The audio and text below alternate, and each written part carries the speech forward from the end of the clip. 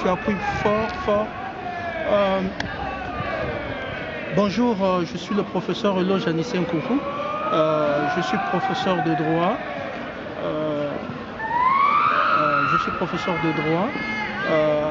Nous sommes donc le 25 octobre 2021. Nous sommes à Genève.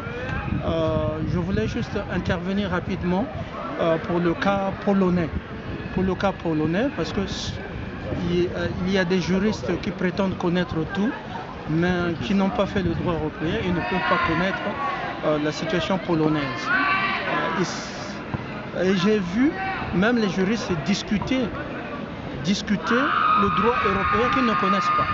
Moi j'ai fait le droit européen, j'ai fait le droit américain, j'ai fait le droit africain, j'ai fait le droit latino-américain, j'ai fait le droit canadien, j'ai fait le droit russe, j'ai étudié la constitution russe, j'ai étudié le droit constitutionnel chinois, j'ai étudié le droit constitutionnel de beaucoup de pays. Alors la situation de la Pologne. La Pologne a-t-elle le droit de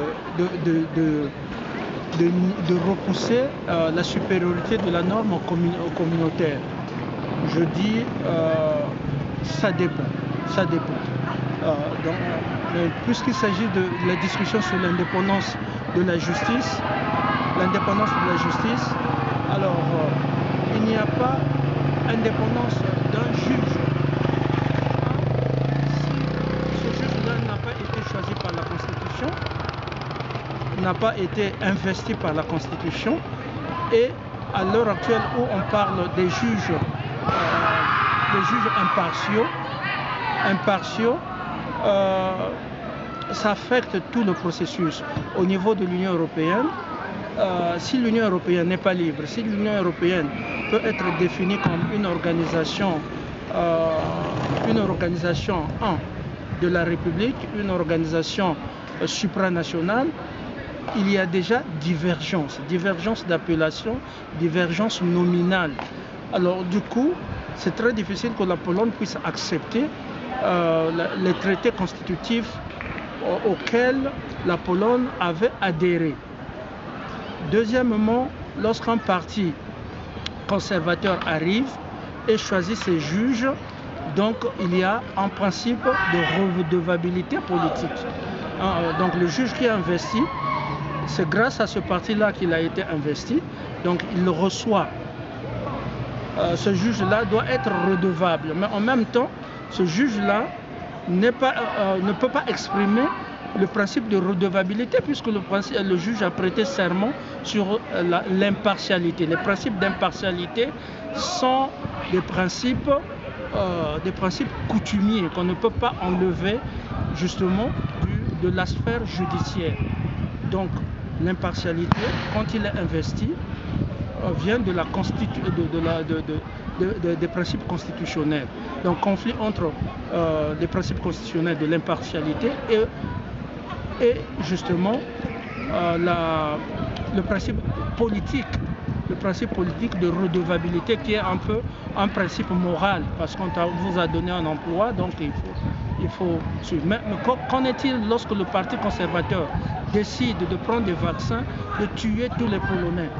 Qu'en est-il si le parti conservatif décide par exemple d'aller dans une politique d'évasion en Afrique pour tuer les Africains et tout ça? Est-ce que le juge doit être redevable dans ce principe-là, dans le principe des vaccins qui tuent, des vaccins qui espionnent, des vaccins et tout ça? Est-ce que le juge doit être redevable? Voilà, c'est toutes les questions qu'il faut se poser. Donc, moi j'ai déjà des solutions et je vois très loin. Je ne vois pas un juriste vraiment aujourd'hui là qui peut me battre. Il faut attendre 70 ans pour me battre. C'est donc cette discussion qu'il faut avoir. Donc au niveau des Nations Unies, il nous faut donc quelqu'un de compétent qui comprenne à la fois les sciences politiques, parce que je suis professeur des chemins neufs des sciences politiques et je suis professeur du droit constitutionnel comparé. Je suis professeur des élections. Allez sur mon CV, vous allez voir, j'ai supervisé même des projets comparatifs des élections en Europe, Et puis en Afrique, je suis professeur des élections pour comprendre ces enjeux. Donc au niveau des Nations Unies, je serais capable de résoudre n'importe quel problème, n'importe lequel.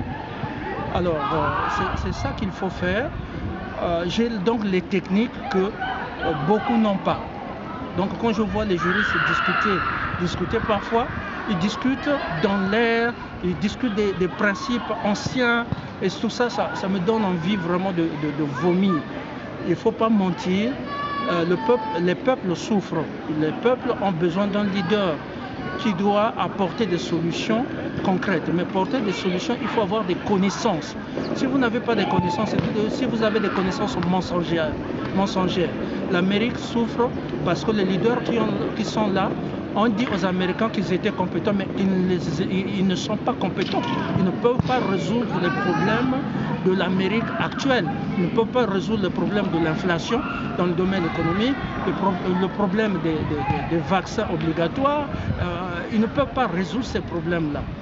Le monde a la chance d'avoir un leader global qui a une connaissance encyclopédique pour résoudre le problème.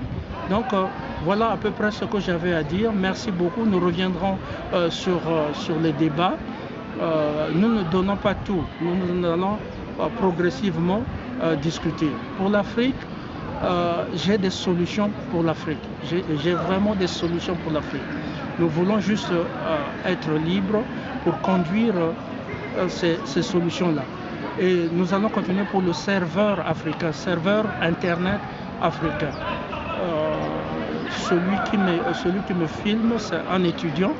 Et nous allons discuter, nous allons continuer de discuter sur ces serveurs. Vous pouvez dire non, ce n'est pas vrai, ce n'est pas vrai. Bon, ça c'est vous. Mais moi je sais que c'est vrai. Nous allons avoir un serveur et des plateformes pour discuter des problèmes, pour faire avancer l'humanité, pour faire avancer aussi la race noire, l'Afrique. Voilà, mais pas avec des leaders, des fake leaders, non. Des vrais leaders qui ont la connaissance encyclopédique, qui ont une connaissance concrète. Merci beaucoup. Merci.